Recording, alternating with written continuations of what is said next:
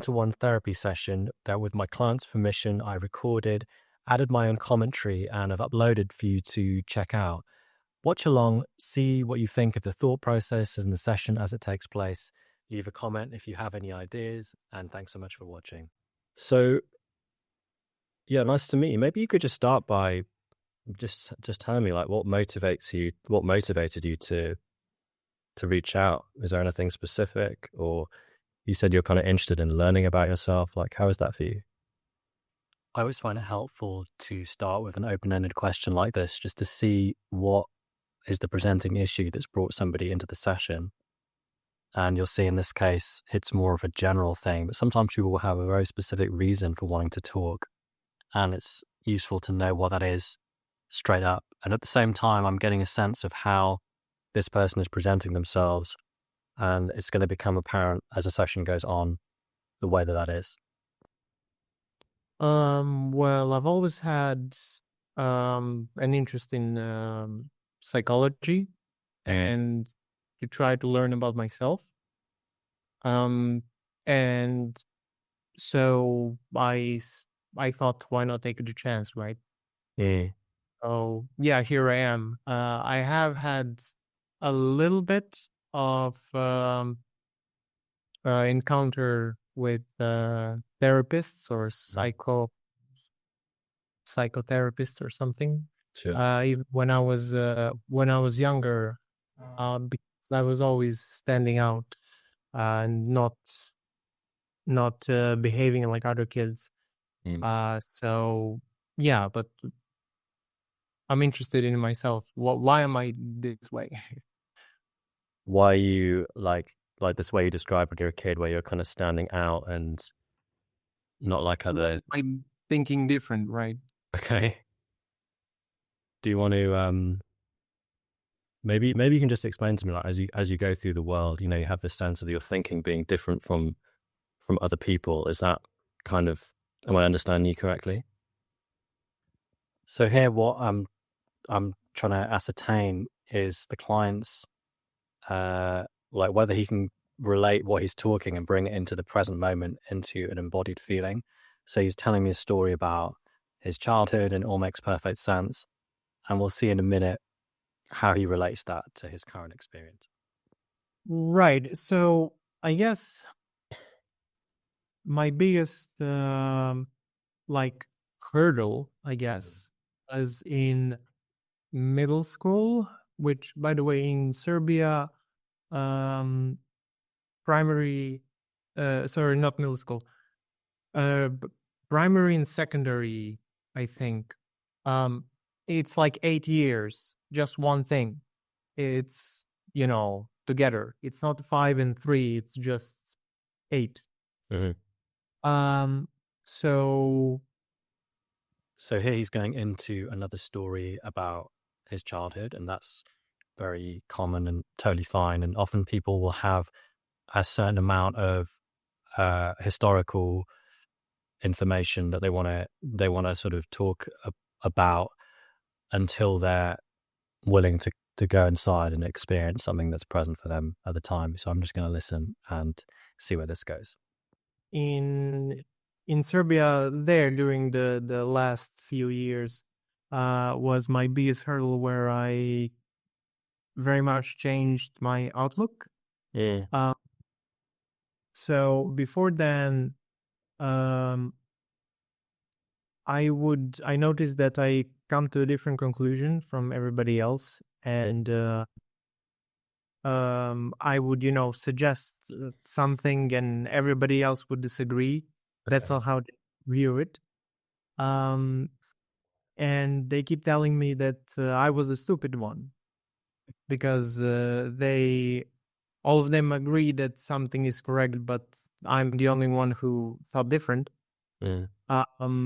And this is going to sound very, what's the correct word?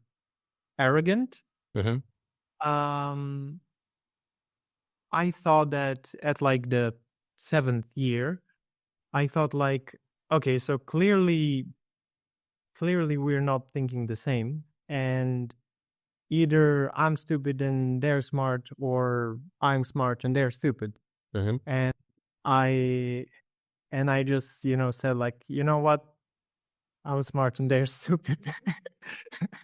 So it does sound very arrogant. But yeah, at that point, I just stopped caring that much about what other people think. Not that I disregard their opinions, Mm. but I just don't necessarily readily accept them. I always put them through a very heavy thinking filter. Mm. Um, yeah, and I was very depressed, like chronically low grade chronic depression before that point, but afterwards, um, I no longer had that. I was in a Mm. much healthier mind space, I guess. Um, and the other thing that also plagued me was a very stupid comment by my uh, primary teacher. Um, it now I forget exactly how it went, but it went something along the lines of, um, "It doesn't matter what you do, you die at the end," or something like that. Mm-hmm. Something along those lines. And she said that that's not the reason to not do anything. That's the reason to do everything you can in the time you're given. And I just listened to that, and my mind was like, I'm sorry. You just gave the ultimate reason not to care, right? Like, Mm. whatever you do, you gonna die at the end, and that's it, right? Mm. Um, and she presented that as proof of why you should be doing things, and my 8-year-old mind was like, that does not compute, that does not process. And so from that point on, I always had that, like, why would I exert myself, right? um Yeah, and afterwards, after the breakout, that sort of lessened. Um, and I still, from time to time, have that kind of thought, um, but it's not that often. What I'm starting to get a sense of here is the client had this experience in childhood where he felt like he was more intelligent than the people around him. And up until that point, there was a feeling of like frustration or discomfort because he's trying to fit in with the people around him, but he doesn't really agree with what they're saying, but he's still trying to get that acceptance. And then by having this internal realization, whether true or not, that he's cleverer than the people around him, he's able to resolve um, this discomfort essentially. And you'll see that I try and bring this up later, but it doesn't really go anywhere. But he also throws in this other sort of nihilism thing about this conversation with the teacher, like, what's the point in doing anything? The teacher looks at it in a glass half full way. He seems to look at it in a more glass half empty way. But I decide not to necessarily pick up on this thread straight away because it's a little bit deeper, and also because I think the other one is more interesting. When it was trying to see breakout, what to just clarify so I understand what you meant after. When I noted to myself that I'm smart and everybody else is stupid, that break point. Right. Okay, well, let me just see if I'm tracking what you're saying, because I want to make sure that I understand, and tell me if I get it right, and if there's anything that, Of course. I don't understand, you just correct me. But at this point here, I'm just gonna pace his reality and repeat back what he said to me. And one thing that I think I could have done better here is to use more of his own language. It's very useful when you're speaking to somebody to use the same kind of words and phrasings that they use, even if you're just like copying verbatim what they're saying. It helps people to feel understood. And then when people feel understood, they're more receptive and more trusting of suggestions and interventions, basically. And it also helps me to just make sure that I'm getting what he's saying in a way that he accepts for my own understanding. What I'm hearing is, so as a kid, it sounds like there's this feeling of being like cognitively just seeing things in a different way, maybe from the other kids. And you get to a certain point in school where you come to this realization that, okay, either other people are stupid and I'm smart, or I'm stupid and other people are smart. And in order to kind of pass through uh, that confusion, you come to the conclusion that, okay, I'm the smart one and other people are not as intelligent as I am. And then that Right. creates this kind of identity or crystallization where the depression stops. And now I kind of understand the way that the world is. I have this reason. Yeah, I was constantly feeling wrong. Um, Everybody else was agreeing that something is, and my opinion is wrong, right? You know, Or um, my view, right? Uh, and after that point, I no longer had this um, mostly depression. It's slightly anxiety, but mm. mostly um, just around everything. Not just about my own opinion, but everything was more depressive, I guess. Afterwards. Yeah. No, before. Before, yeah. Because before it sounds like there's this kind of almost uncertainty about like what is going on. Why do I think these things and other people think certain things? But then afterwards, it's kind of like, okay, I'm right and other people are wrong. Does that provide you with some kind of like solidity about? At this point, I notice that he is looking up, kind of with his chin in his hands like this, and I'm just recognizing that this person has quite a cerebral orientation, which is similar to me. It means that when I come up with something, he's going up into his head and he's analyzing it and trying to understand it, perhaps more so than just experience it viscerally. So I'm expecting that he's perhaps like an Enneagram 5 fixation, which is somebody who finds it very easy to think and quite difficult to experience. And Enneagram 5s will tend to create a sense of safety by understanding things and intellectualizing them. And later on, you'll see that I invite him to come a little bit more into his body, and that's kind of challenging. So I don't really push it too hard, but just something to watch out for shortly. Well, solidity, is that what you said? It's my word. It's not yours, but I'm just Mm. trying to understand it subjectively from. I guess you could say it's solidity, to stand on firm ground, right? Um, but I think it's more like I was very curious as a kid. I still am now, yes, but as a kid, I was constantly asking many questions that I very seldom got the answers to, and most of the answers that I've got, I have sort of proven them false. Mm. And so as time passed on, I was less and less trusting of the answers that I got.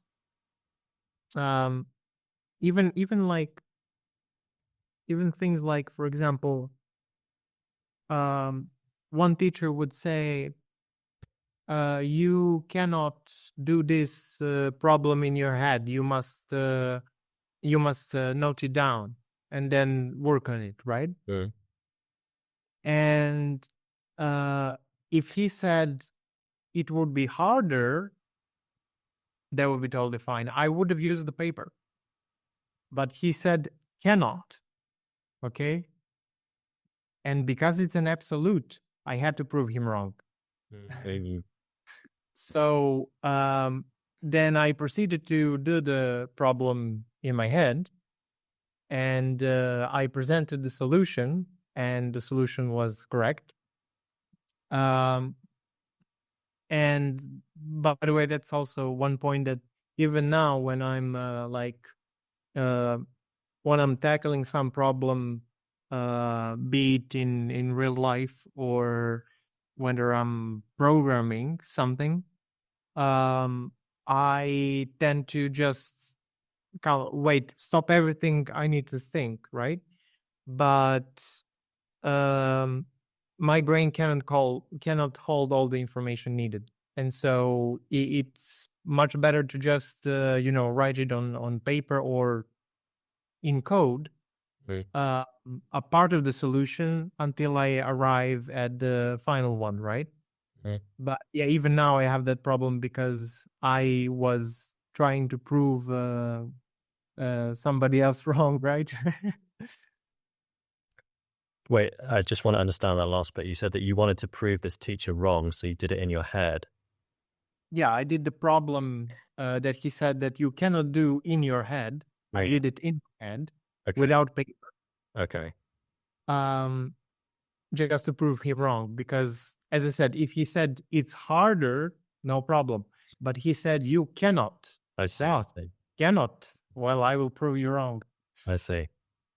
So there's another layer to this. It's not just like I'm smarter than everybody else, but also I kind of want to prove that I can do things. If you tell me I can't do something, I want to show you that I can. Something like this. Yeah. I guess I probably became this way um because of my inquisitive nature.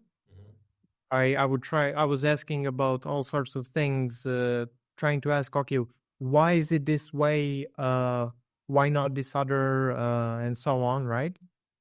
Um, and I kept finding more and more evidence that what other people were saying that were supposed to know better, such as my parents, my teachers, my elders, um, they were saying things, and I kept finding more and more evidence that what they're saying is not necessarily right. Mm. So I guess that part of me being inquisitive, and the other part of um, me trying to assure myself that I'm the smart one, right? Mm-hmm. Perhaps those two things contributed to me trying to disprove everything. Interesting. At this point, I'm realizing that this guy is very thoughtful and smart. He's probably thought about a lot of the things that I'm going to say already. And so I'm trying to come up with kind of a different approach based on somatics rather than trying to engage somebody. When you're dealing with somebody who's very mental, it's sometimes not that useful to try and just engage with them at the mental level. Like you kind of have to play between the two because here he's starting to refer back to things that he's already talked about. I can tell that he's getting some kind of enjoyment from this thing of pushing back on people who tell him he can't do certain things and he can prove them wrong. And that's giving him a sense of like fun. But I can see now that the conversation could stay at this level where we're talking about things abstractly, stories, experiences. But I want to try and take it to a layer deeper where we're actually experiencing them. And this is what I'm going to try and do shortly. I'm just thinking about the best way to do this here. I'm just wondering, why is this an issue for you? Because you're talking about it and you're talking about your childhood and how you felt, and you have a lot of intelligence and awareness about the way that you feel, the way that your personality has developed the way that it has. But there's also a sense, some sort of reason that you're talking about this. Maybe there's some kind of distance that you feel from other people as you go through your day, having this idea that I'm more intelligent than other people, or is there some kind of pain or disassociation that is? I made a bit of a mistake here by using the word pain and disassociation, which is not necessarily something that he's going to relate to or he's going to feel. I'm sort of projecting a little bit about how I think his experience should be. So here it would have been better if I just let him talk about his own experience and put in um, his own words on it. Sometimes if you're also working with somebody who's this kind of five fixation, if you start, I mean, just generally anyone, if you start interpreting their experience, it can put people up in their head because they're trying to figure out whether what you're saying makes sense rather than just staying in their own process that is caused by that or not. Mm, well, first of all, I'm interested in psychology. Mm. So I, as any psychologist does, is first try to analyze themselves in order to understand others, right? So there's that part. The other part is that mm, I do think that childhood is the thing that shapes the person. It's the most formative years. And what I've told you is one of the most notable things that I remember from my childhood that greatly shifted the way I was thinking. Mm. So that would be another reason why I brought it up. Mm. As to whether I feel like this is a problem or is this sort of thing causing me some sort of pain, for a lack of another word? Mm, I don't know. I'm not sure. I don't think so, but I'm not sure. Mm. It is certainly making me, in a sense, feel isolated, Mm-hmm. but it's not really the problem of my conclusion because I was isolated even before that, Mm. perhaps more so. Um, I was a social pariah for the whole school. It was like most of the jokes were at my expense. You'll notice when he talks about not being sure if he feels pain, there's a long pause and then he uses the word isolation. And I think it's good here to notice that sometimes it's fine to just leave a silence and let the client fill in their own gap, their own process, rather than trying to jump in and move things around too quickly. It's just like let it sit, and he can find it for himself, that feeling of isolation, because he's an intelligent guy, and it doesn't need me necessarily to lead too much.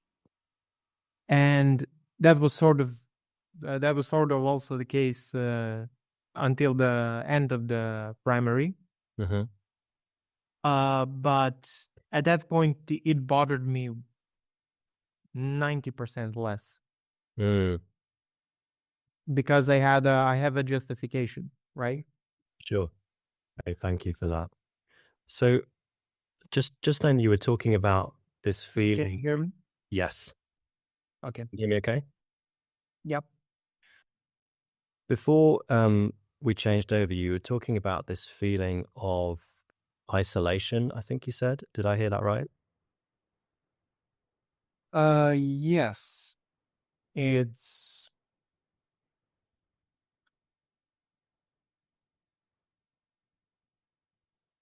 So straight away here you can see that he's folding his arms, which could indicate some kind of discomfort when he's talking about isolation. He's trying to subconsciously cover his body in some way. And he also does his usual thing of looking up and like thinking about what isolation means rather than experiencing what isolation is. And this is what you're about to see. it's not that. I mean, generally, I am very introverted.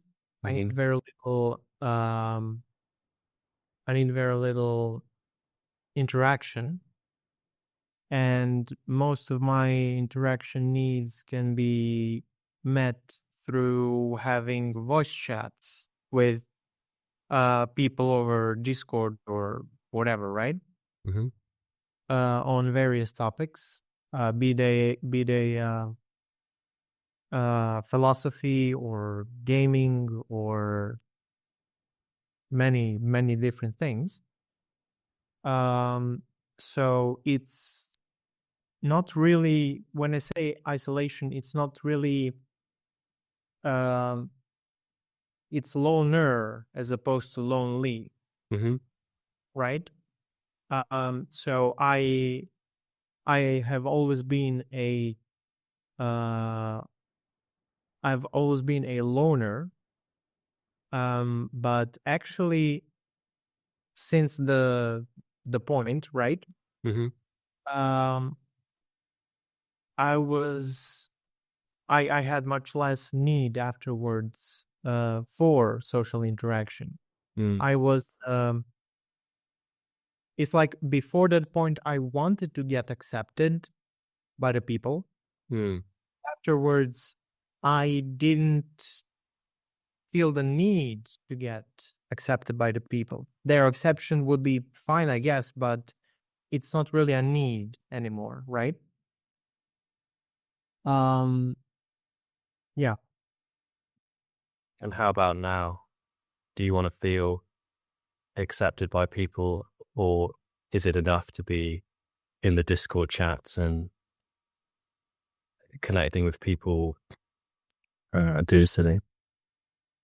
And what I'm trying to do here, as I was before when we were talking about the isolation, is to bring him into the present moment, because he's very comfortable with abstracting things and explaining things and rationalizing things.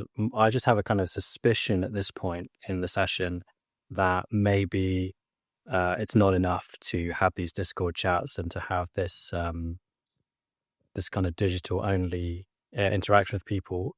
But I'm not sure if he would feel that way, or he would be able to identify that or not. It's also worth pointing out here that maybe I had a little bit too much of a kind of idea about what he was going to say. And often when you're in a session and you feel like you have a kind of, like where somebody should go, it's a good indication that actually you don't really have any idea. And you'll see that shortly. He doesn't really seem to connect with this line of questioning very well. Mm, well, in general, I am very much um, a minimalist in many aspects, but also I always try to see what is the cost, right? Mm-hmm. And um, I feel like I get um, the most return on investment on having going on Discord and finding people that it's much easier to find people who share the same passion for something, right? On Discord than it is to find them in real life. Mm-hmm. You have to talk to so many people, and talking to people, it's not a problem for me. Um, it's I can be very charismatic if I wanted to, but it's very boring. I don't. It's like every second that I'm there with somebody talking about how the weather is, I am thinking about um, something that I'm, programming on my own, right? That like that sort of thing is in my head, and um, here is someone who is talking about the weather, and I'm just thinking like, okay, what do I need to do? I need to do as, just thinking about that other problem, Mm. much more interesting problem, right? So yeah, I get much more. I get enough, and it's much less cost of finding and keeping relationships if it's just over the internet, right? Mm. Mm. So what I'm starting to pick up on here is, again, I'm not in any position to judge. It's just an observation that there's quite a clear justification, a mental justification for why it's better to have these online relationships only, because people in real life, they're boring and they're not smart enough, and there's not as much a return on investment. So he's using a very utilitarian kind of logical reason for why this is, and I suspect that this has been the case for a long time. and it's not my place to suggest that it should be any other way. And also, I'm starting to suspect that in this short session, there's not going to be a way that I'm going to convince, or can't convince anyone of anything really, but there's not really where I'm going to be able to shift this belief. And so I'm not going to try to do that now. So maybe at some point I do get like, I wish I could have somebody here to talk with face to face, but um it's actually rare. Mm.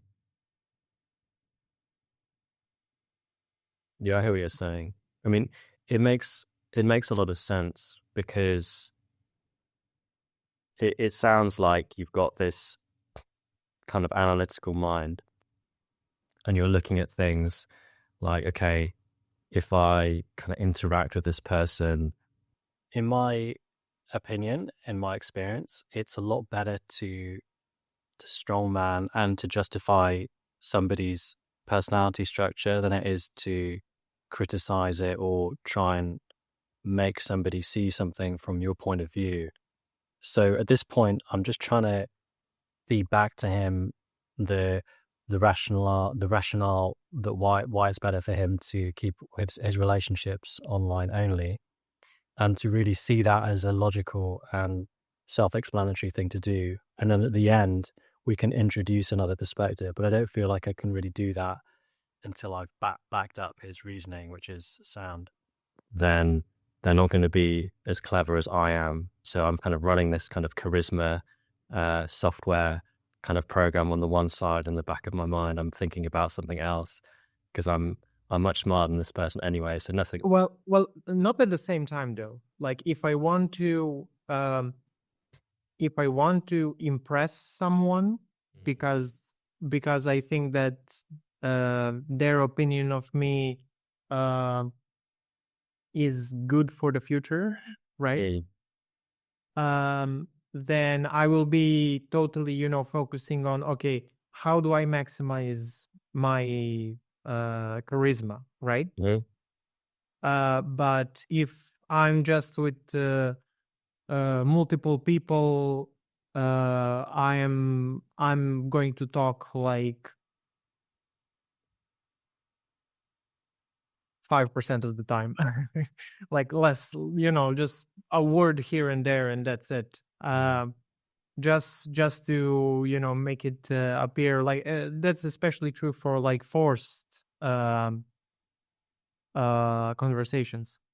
Like I'm with my family somewhere and they have decided that we need to visit someone, and I have absolutely no interest of talking to those people, and I'm just talking just as little as possible, just to not be weird, right?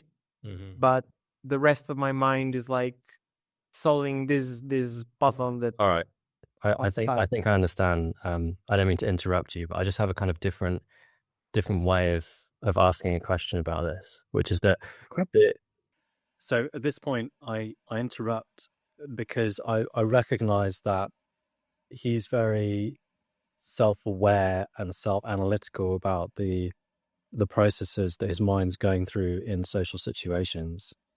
And I'm going to try a different approach, a kind of like a way in. Otherwise, we're just going to go around and around this mental model that he's articulating, which is very interesting, but is not probably going to get us any kind of a shift. The feeling that I get from interacting with you in this moment, and I'm curious to hear about how it is for you as well, is that you're clearly very thoughtful, very analytical, and you probably think about all of these things. And there's probably not much that I can say that is going to teach you anything new about these things that you've already been thinking about for decades and decades. But I'm curious. It's possible, right? But I don't know. But I'm just curious in this moment, like as you talk, I get this feeling of like. So I'm going to take a bit of a risk here, which is something that I like to do, to bring clients like into the present moment by giving feedback. And the feedback is of me noticing how it feels to interact with somebody. When you're talking with anyone, you'll notice that you can get a certain feeling from talking with him. And with this client, I was getting this feeling of almost getting this kind of pressure or confusion in my head because the conversation is so mental and so what's the word? Cerebral. It's so cerebral. And so I can feel my own energy going up and up and up and then almost like cutting off. So sometimes if you are getting this feeling with somebody, you can just bring it up in the conversation. Hey, like, I noticed that as I'm talking to you, I'm feeling a little bit confused. I'm wondering how you feel in this moment. And it helps to also break people out of the story and bring them into the present, which is what I'm trying to do. And it's important not to do this in a judgmental way. I don't have any judgment of this guy at all. I often feel this similar to the way he's describing, but it's just a way to center things again. And so we'll see how that works out. Everything's happening up here, like in this kind of mental landscape. And I'm just curious if you have any physical sensation in your body, maybe in your heart, in your chest, in your limbs. I see that you're stroking your chin and your eyes are looking up like we're going into this thoughtful space. But do you have any sensation in your body at this moment that you can describe or you can connect with? Or is it all happening above your shoulders? Well, maybe. I'm not that sensing about that sort of thing. Mm-hmm. So perhaps it is. Right now only I can't really notice anything specific in my body, but in general, I completely try to isolate what information is needed to solve a problem and what information isn't, and trying to clear my random access memory of all the useless things so I can better focus on what is important, right? And how I feel in the body doesn't really make it into that selection for almost all of the things that I'm thinking about. So he doesn't have a lot of sensation in his body, which is quite common for a type 5 Enneagram who are more cerebral. And then he has also a justification for that, which is that he's trying to solve problems and he feels that, or he thinks that physical information, physical signs from the body are not going to be helpful for that, which you'll see later is perhaps a little bit, we come to sort of a slightly different conclusion. But also I'm going to try and use the same kind of analogies, like he likes using computer analogies. So I'm going to use computer analogies a little bit to try and see if he wants to try something out together, see how that goes. Well, that's what I know. How about, we just clear a little bit of RAM just for the next, 10, 15 minutes or so? Like, would you be willing to do that with me just as an experiment? And then we can put all of that. Okay. You try to be more focused on how I'm feeling in my body. Yeah. I mean, I see, for example, you have your arms, it looks like maybe your arms are crossed in front of you right now. Yes. Yeah. Yes. I'm just curious, is there like a space in your body where you feel feels good, or if you can have like a awareness of a sensation there? Or this is often a good way to start somatic work with somebody who doesn't have a lot of physical kind of sensory awareness, is just to say, or also with somebody who's very activated and stressed, is to try and locate in a place in their body where they have some kind of awareness. It might be the soles of the feet. It might be, the hands, the extremities are often places where we have a lot of tactile sense, so they're most available to us perceptually. But in this case, I'm just asking him is there anywhere in your body that you can feel some kind of sensation? And then that's our way into working with the soma or something at all. Well, my feet are cold, and so my feet are crossed, and on on my feet it really meshes if my hands do the same thing on my feet. So that was my posture, like this. Um, Yeah, I'm also noticing, as I think I mentioned before, that he's taking this crossed arms, crossed legs posture when we start talking about the physical sensations. It's not a sign of anything. It doesn't necessarily mean he's being defensive or anything like that. It's just something that I'm picking up on because people will always reveal certain tells, if for want of a better word, through their physical posture, whether it's touching in a certain way or that, earlier on he was brushing his hand away to signify that something isn't important. And if you um, can point these things out to people, sometimes it's helpful for them to link together their thoughts with their physical actions and not to judge or draw conclusions from it, but often people will be able to do that themselves.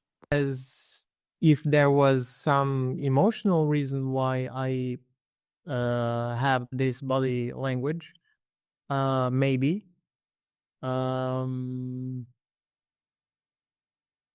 That this would be a relatively closed body language, right? Like this, right? So let's not go into analyzing what it is, right? Yeah. You just keep that position, whatever position you want, Right. and just hold the sensation of whatever that is, right? When someone's using someone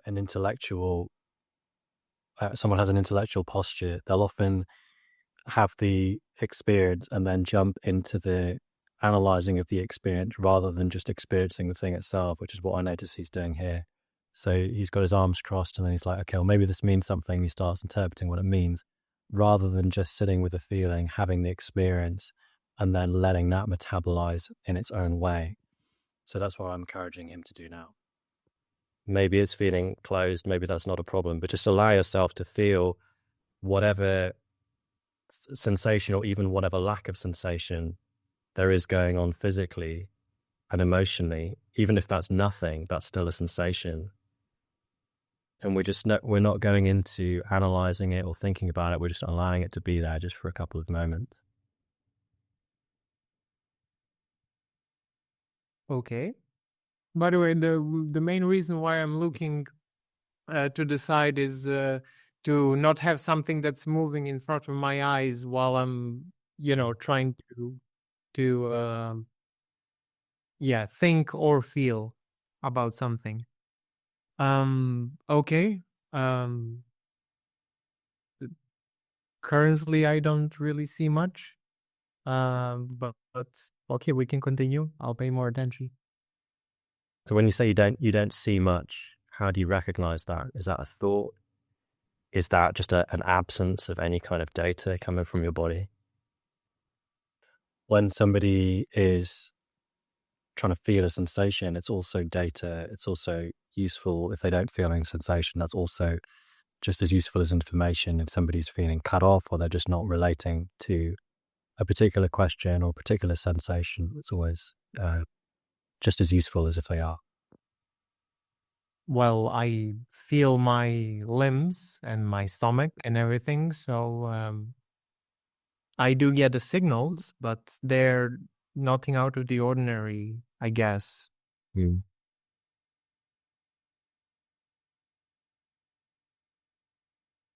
I don't know what much I can say about that. That's okay.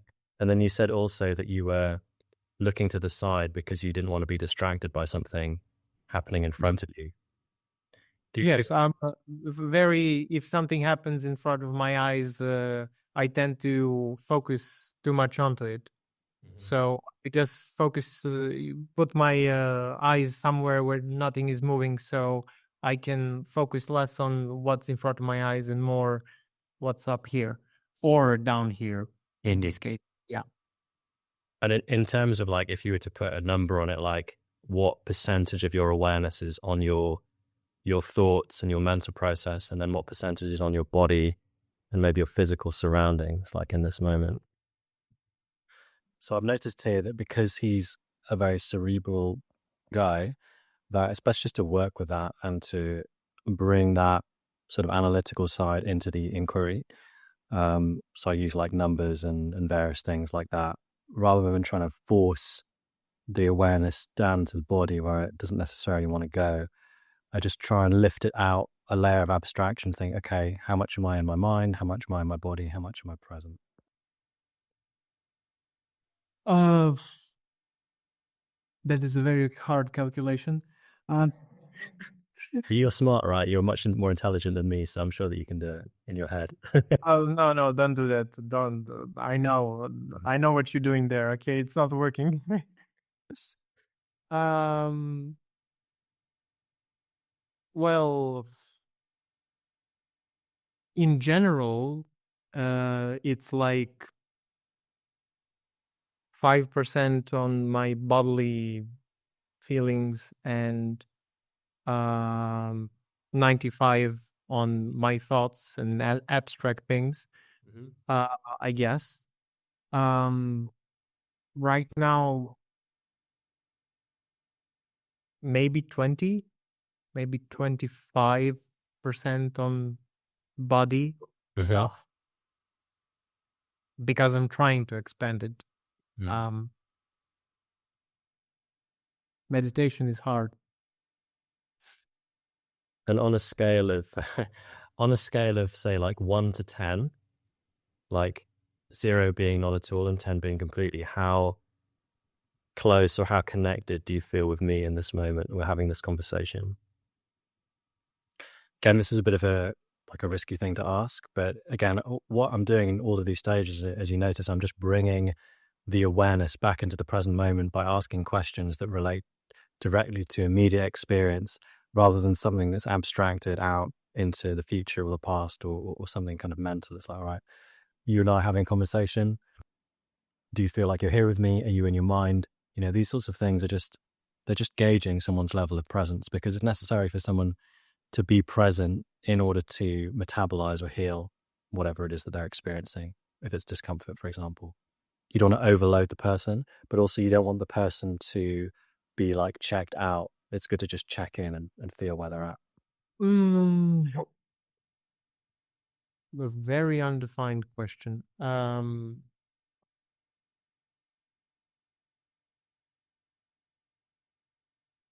Well, since I was mostly answering questions and you were mostly asking questions, that means that you would probably have a better understanding of me than I would have a better understanding of you.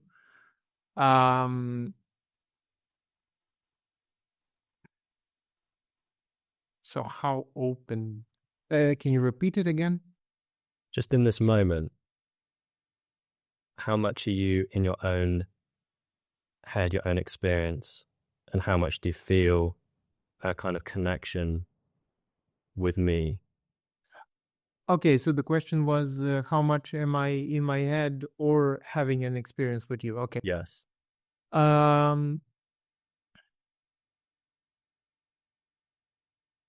I guess 30% is me being connected with you.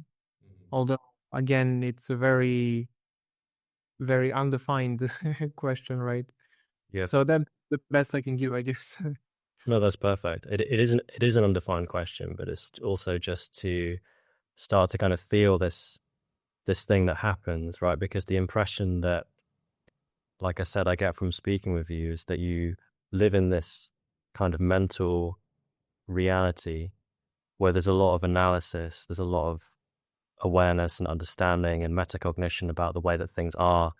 And if I ask you a question, then you're also analyzing the question and trying to understand my motivation for asking the question, or maybe even what I actually genuinely meant but wasn't necessarily able to articulate. So there's this kind of metacognition happening.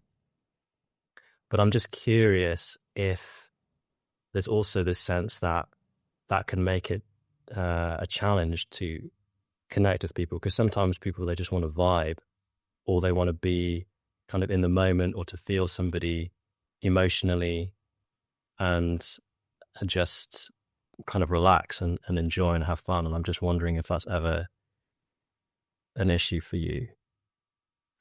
I'm just going back to this earlier thing he was saying about feeling isolated and giving some feedback or just some observation, perhaps around like what I imagine could be the experience of other people or his experience when he's interacting with other people.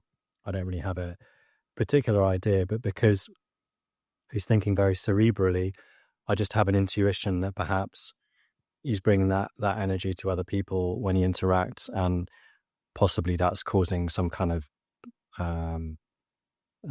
intensity in the interactions. I don't know. I just ask. Or if there's part of you that maybe misses that kind of connection, or not. Maybe I miss it a little bit. I don't think that I have trouble chilling with somebody, but I'm rarely in the mood to chill because I don't think I have the need to chill. As I'm depends on who you ask. I'm either never chilling or always chilling. Okay.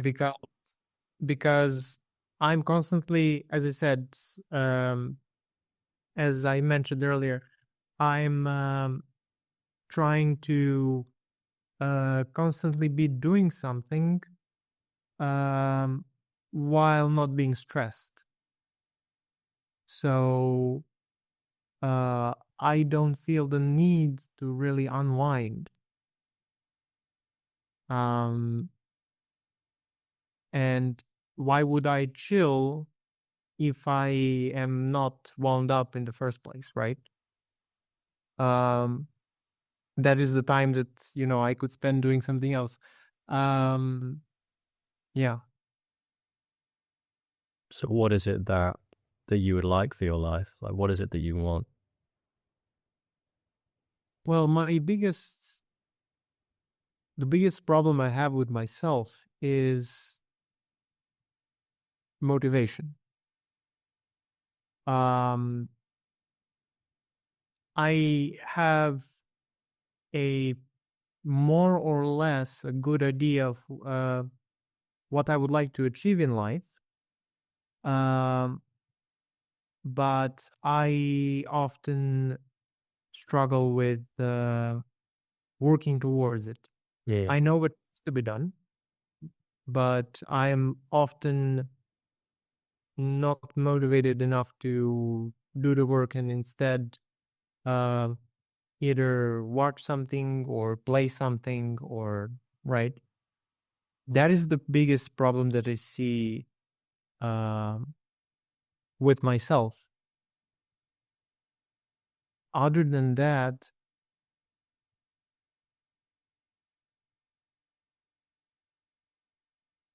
nothing big comes to mind. Could you just be a little bit more specific about that? So you have this idea of what you want to achieve. Yeah. So I have my ideas. I won't mention them because they're not relevant. About my programming side projects that I'm working on. I know what needs to be done. I just need to put in the time and effort and learn along the way, but that's part of the process.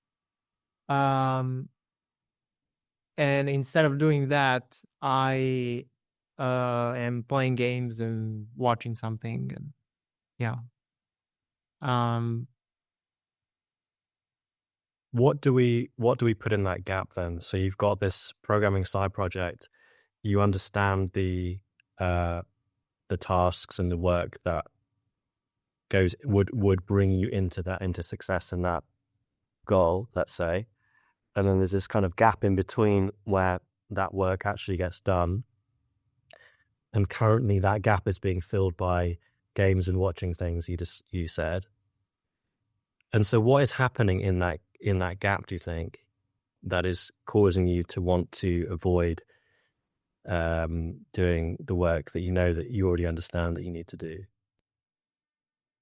My I've noticed that there is a pattern where I am I'm either working nonstop or slacking nonstop. Mm-hmm. Like sometimes I can go months from dawn till dusk. I'm working on my projects, and at other times, from dawn till dusk, I'm playing some game. And I know that um, it's hard to start, but once I start, I can keep at it for a very long time. Mm. I just don't start. And I know that it shouldn't be that hard. Um, I know that I'm going to, once I start working on some problems, they will keep being in my head and I will have the urge to solve them, right? Mm. At all times. When I'm walking to groceries, I'll think about the problems that I need to work on. Uh, um, but I just don't start. That's the biggest problem.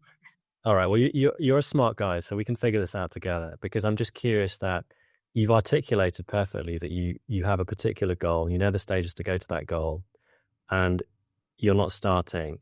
And what is what is going on there? Like, why are you not starting? Well, that is the biggest question. It's just laziness, I guess. The laziness. Sorry to. Can I just try and drill down this a little bit? Laziness sounds to me like the justification for the behavior, right? It's the analysis of the behavior itself.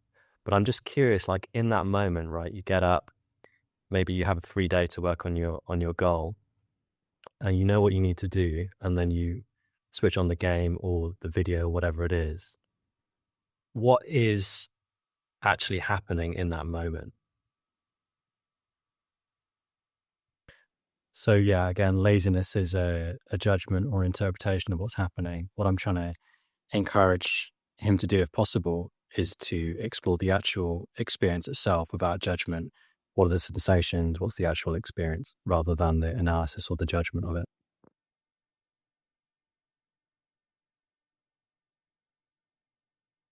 That is what I don't know. All right. So I just feel resistance, mental resistance Mm. to starting the task. And I guess my brain is prioritizing the short term gain from scrolling Instagram or uh, watching something or playing something over that initial uh, transition period into work, Oh. where I know that once I transition into work, I'm going to be very motivated to solve the thing that I'm working on. But yeah, it's just mental resistance, and So, I don't know how else to call it. so would you be willing to just try something with me real quick, if that's okay? Just a little thing, and maybe just maybe just close your eyes, and if that's okay, and we'll just go through this moment, right? So, um, if you just picture this goal that you're working towards, and imagine that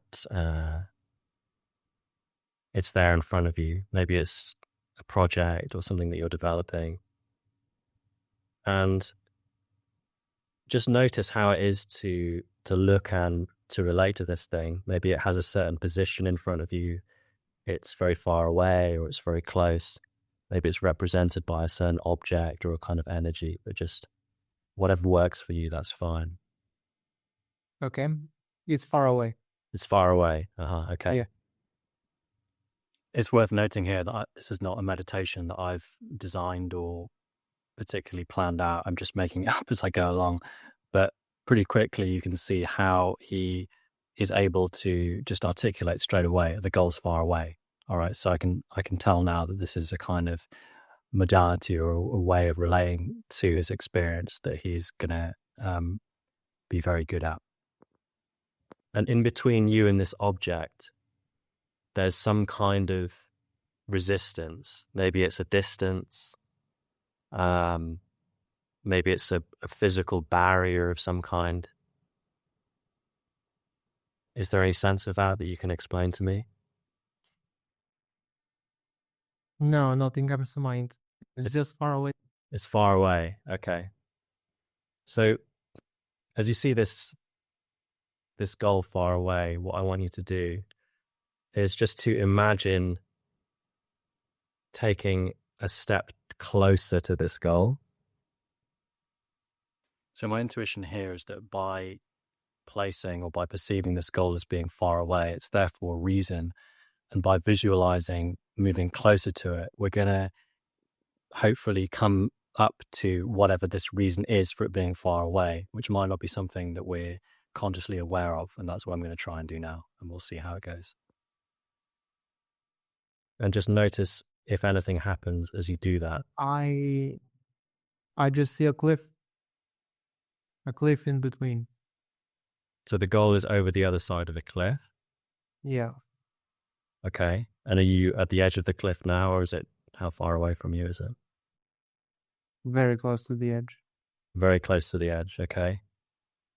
And how is it to just be close to the edge of this cliff? Is there a feeling in your body, a mental kind of process that's happening as you stand close to the edge of this cliff? Despair. Despair. Okay. Yeah. And how do you notice? The goal, by the way, one of the reasons that I say it's far away is because I know that it's a very big task. It requires a lot of time, a lot of working time. Mm-hmm. So that's one of the reasons why it's far away. Mm-hmm. I'm aware that it is a Herculean task, but I do think that it's doable within a few years of hard work. Okay. So it is doable. It's far away, but it's doable within a few years of hard work. Yeah. Okay. And then there's this cliff and this feeling of despair that we're standing next to. Is that still the same, or has that changed at all? Mostly the same, yeah. Okay. And how do you recognize this feeling of despair? It's a very strong word. Yeah, it is. I guess one of the reasons why I say despair is because when I think about the last 3 or so years that I've been trying to go towards it, haven't been that fruitful. And so I can extrapolate from that and see that this 3 years of hard work are 20 years away or even more. That's one of the reasons why I said despair. And is that a feeling? Is that an emotion, or is that just a thought? Well, I am feeling despair thinking about it, which is born from a honest reflection of my actions up to this point. Mm-hmm. So also a kind of regret, or Yeah. okay, Also regret. Yeah. okay. Not more despair than regret, but yeah, there is some regret. Mm-hmm. And how close are we to the edge of this cliff now? Is it like one step away, or a bit further. It's sometimes good to check in with people on if the visualization has changed. Sometimes when we metabolize certain things by describing them or imagining them, they will change, and you'll see that happens in a minute as we continue. And also just to check in if somebody's present. Like, it's some people can really space out when they go into their imagination, or they can lose contact. So we're also just checking that somebody's with us and that they're able to metabolize the experience, because um, it's not always automatic that you can tell that that is the case. There's maybe 1 meter 1 meter. the with. Okay. So maybe we take like half. I don't know whether that is because I moved or whether that is because the cliff moved forward or because I moved back. That's what I don't know though. Okay, so this cliff is also moving, and there's okay. We'll just move a little. Is it okay to just move a little bit closer? It's still safe to do that without falling off. Yeah. So we'll move a little bit closer as much as you want, and just notice how that, if that feeling changes.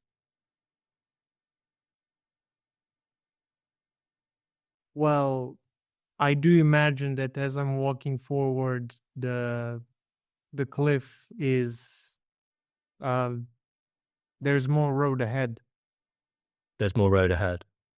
as I try to keep moving forward. So the cliff is actually moving to give you more space as you move forwards? Yes. Okay. This is pretty cool, right? He's saying that as he approaches that edge where he feels the despair, by just moving, actually that cliff, that precipice moves forward with him. So it's more of a perceptual thing that is actually a reality. So that feeling of fear, that feeling of resistance is there, but it's actually progressing along as he takes action towards his goal. It's really interesting. It's a very imaginative guy. So maybe we take another little step forward and see what happens. Yeah, same thing. Okay. And is that goal still the same distance? Is it coming a little closer? Is it moving further away? Well, it's far away, so I can't really say. Mm-hmm. Okay. But I would imagine that it would still feel very far away, Mm, even as I kept walking. of course. And this feeling of despair that you described, is it still the same as you take these steps forward and you see that this cliff is actually receding in line with your own movement? Not quite. Mm-hmm. Mm, I sort of expected to. You Well, expect to change or to stay? I expected to give him more space as I keep moving forward, but it's still sort of despair because it's still far away. Mm-hmm. Is it okay to feel this feeling of despair? Is it intolerable? Like on a scale of 1 to 10, 10 being it's like so painful that I can't feel it. I don't want to feel it anymore. And 0 being it's like nothing. The reason I'm asking this here is because you want to check if somebody's in an emotional activation, how strong that is. Because if it's too strong, the person can't necessarily process that, and it can just be overwhelming. My sense here is that maybe he's a little bit disassociated, but he's also able to articulate that feeling as he does now, and we can see that it is quite strong, but it's not overwhelming. So we just continue. It's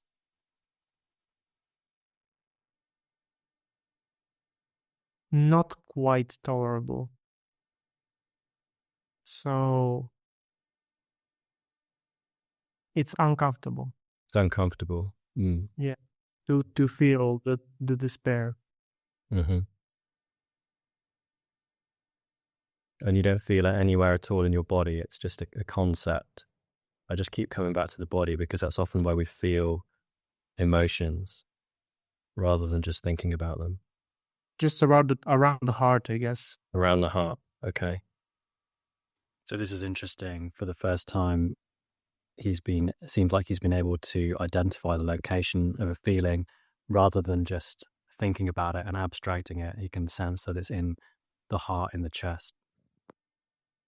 And it's uncomfortable, but yet you're just kind of staying with it now with me.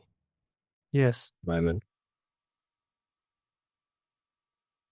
It's also important not to press or to save people from their experience. If somebody's, in this case, is feeling some despair, by just being able to be present with it and to tolerate it, it increases our capacity to tolerate those feelings when they show up in day-to-day life outside of the session structure. So that's what I'm doing here. So maybe if you're... Wow. The whole time I was imagining if I do turn the other way around, I see the couch. So this is genius, right? Without any kind of prompting, he's already filling in the 360-degree sense of what's happening in the moment when he's trying to pursue his goal. There's this feeling of despair, there's the cliff, the goal's very far away, and then behind him there's always the temptation of his habits. Got it. Right? You understand what it means. Of course, yeah. So turn around then and you want to see that couch. Yeah, and I no longer feel despair because it's out of sight, out of mind. Of course. Yeah. And how does that couch look? Is it kind of calling you? It has an appeal, right? Because you can turn your back onto the despair and go back. Well, it's fluffy. Fluffy, okay. Nice fluffy couch.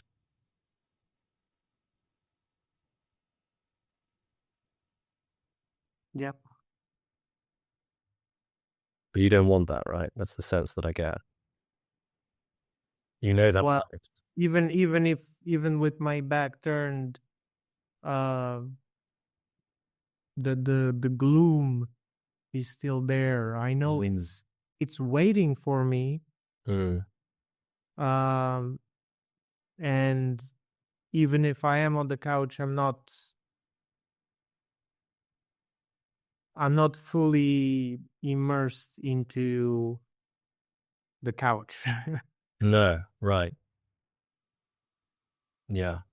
Because I guess when you're on the couch, you can also see still that I have this goal, but I'm not doing anything. It's not seeing, it's knowing. I see. It's a promise I made to myself that I can't, for the life of me, keep. Maybe when you're ready, you can just come back into the room with me, and we can just discuss a little bit about what's going on. What do you mean by that? Or we'll just finish the meditation. You can open your eyes, and we can talk a little bit about it. Okay.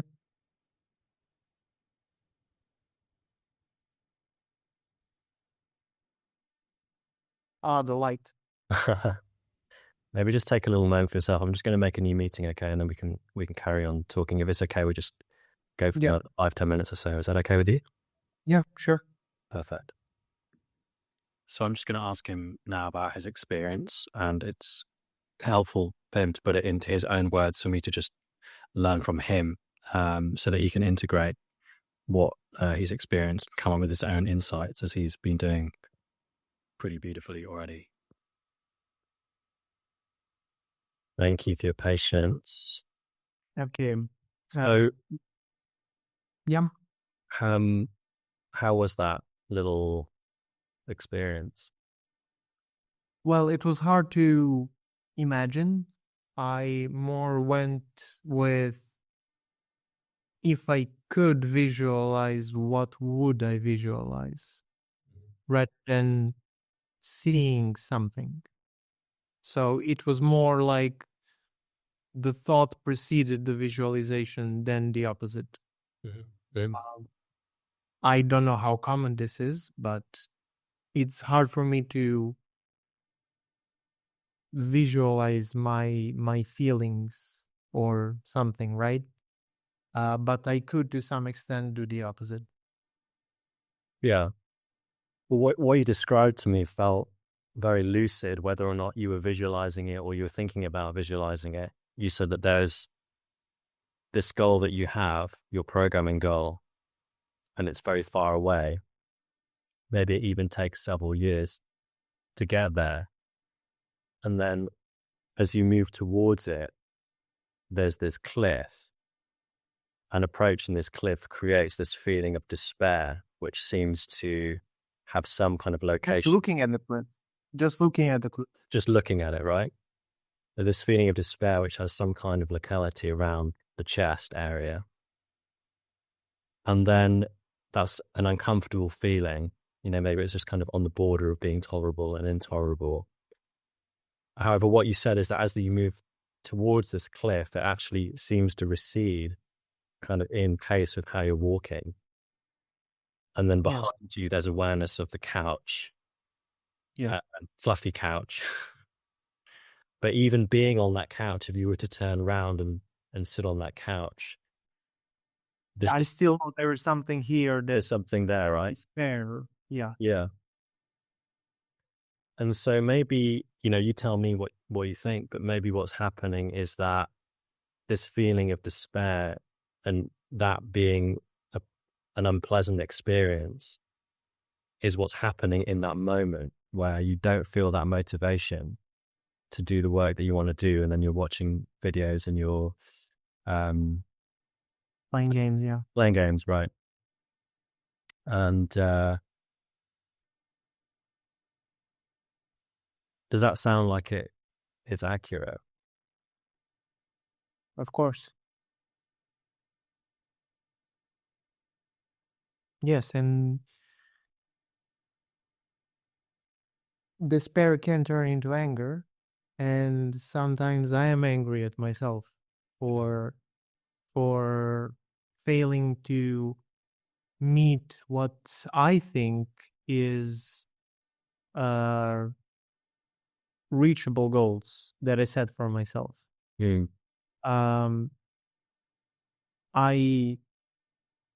Logically, I understand that, as I said, I need a few days to get into the mood where, or not a few days, maybe one day of just pushing through that feeling and getting into the problem where I get motivated enough to solve it because it's a really interesting problem and I really want to work on it. Mm.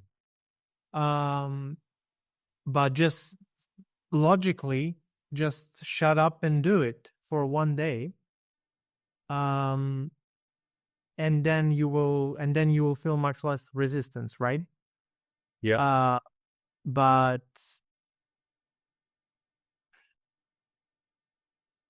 something is preventing me.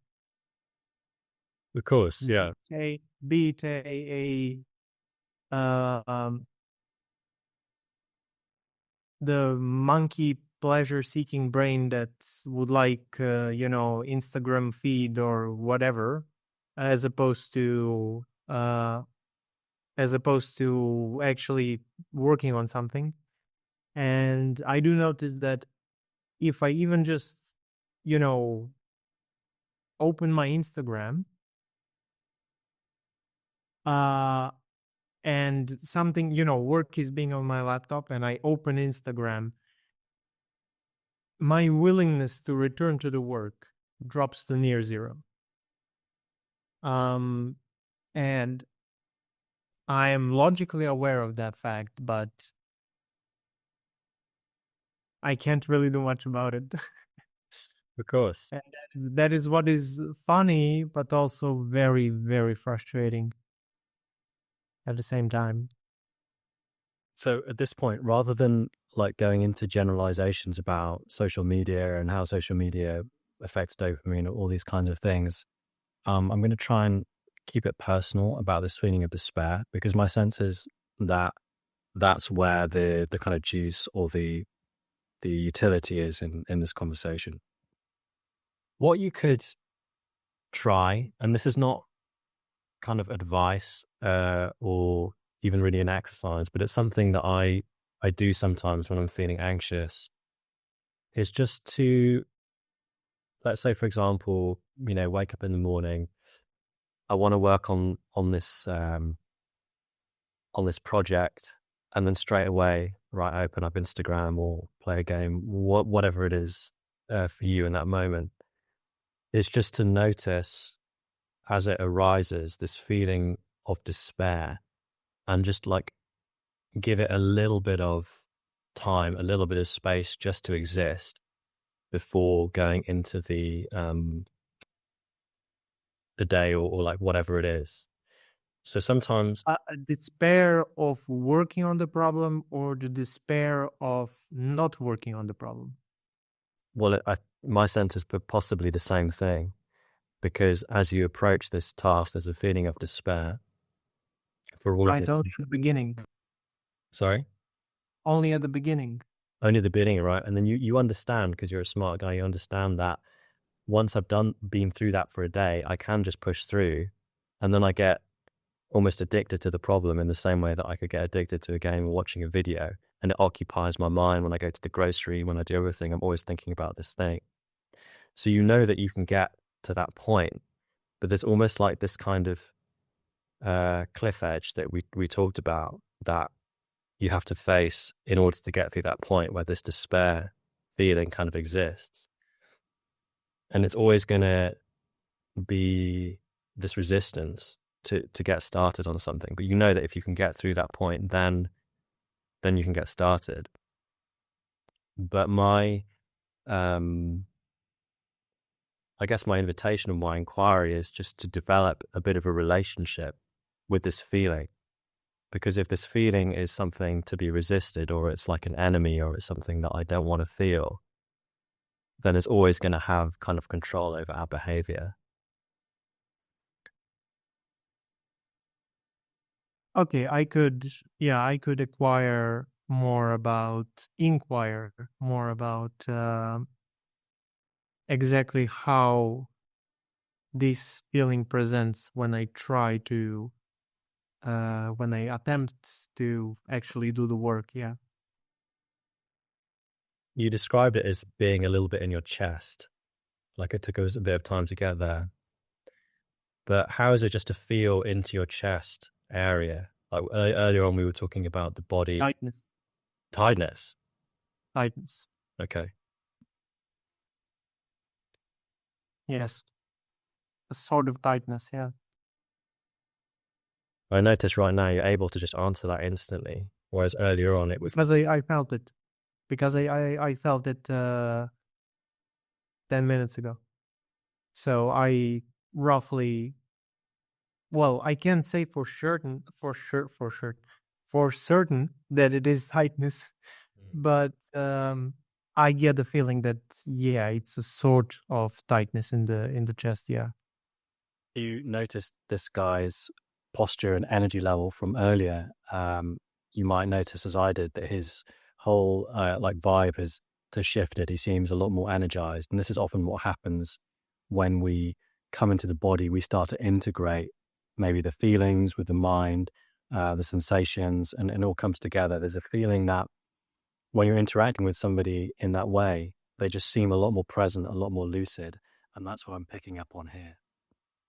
One other thing I'm picking up on, and I don't know if you notice this or not, but I can see that your body posture is a little different. You're leaning forwards a little bit more, and your body seems to be sunk more down than it was at the beginning of the conversation. Um. Yeah. Um.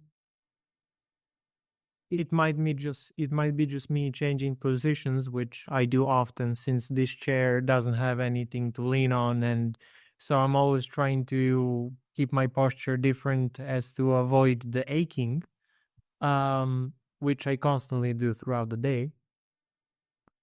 Um But yes, might be the also the thing that I am slightly more open. Mm. Might be. It's true. Yeah. Well, it might be a good time um, to sort of bring the session kind of down to land a little bit. Sure. Um, but I'm just curious to hear from you how you found that experience. If there's anything that you kind of took from it or learned from it, or just any kind of insights at all, really.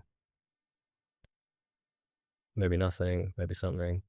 Well, the 5 or 10 minute meditation session, right? Mm. Well, it was definitely more than 5 minutes. Um, I guess it did put a image, and more of not really an image, but like a mental image, an imaginary image onto what I've been feeling.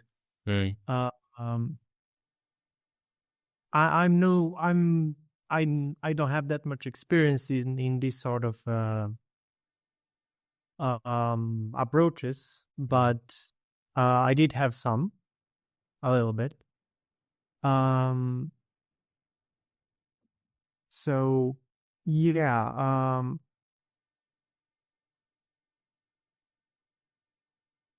I guess it did made me feel a bit more aware of how I was feeling and where I was feeling the despair.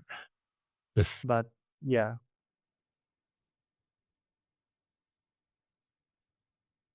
Cool. I guess that's my thought. Yeah. Well, it's just a little bit at a time. There's for me, I experience some anxiety sometimes, and I can either sort of blast through and just think like, okay, well, I'm just going to ignore this feeling and I'm just going to go and do whatever I'm going to do. And sometimes that works, sometimes it doesn't. Usually it doesn't work very well. But what I'm trying to do recently is just develop more of a relationship with that feeling, because it's there for a reason. Like, you were able to articulate that the despair is associated with maybe having wasted time in the past, or just the shit. Sorry? Definitely, Yeah. I agonized over wasting time multiple times. Mm.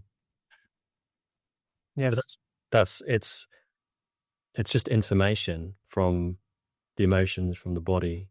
And I try and I mean, I'm not perfect at it, but I try and develop like a relationship with these things rather than just shutting them down.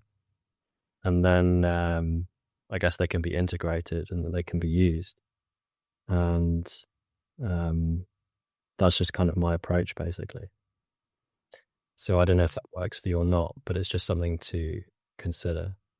yeah, I could try and explore that route to see where it leads. Yeah. Well, thank you for that. Of course. Yeah. Thank you for being open and your trust, and just, yeah, having a cool exploration with me. It was really interesting. And yeah, I enjoyed it very much. So thank you. I also enjoyed the experience. Thank you very much. Great. Well, I'll just stop the recording, then we can have a quick chat before we say goodbye. Yep. I just had to say that my record. So thanks very much for watching till the end. I hope you found that interesting, as I did. And leave a comment below of your thoughts. If you want to support the channel, the best way to do that is to like the video, subscribe, and you can tip me also using the links in the description. And I'll see you in the next one. Thanks so much. Bye-bye.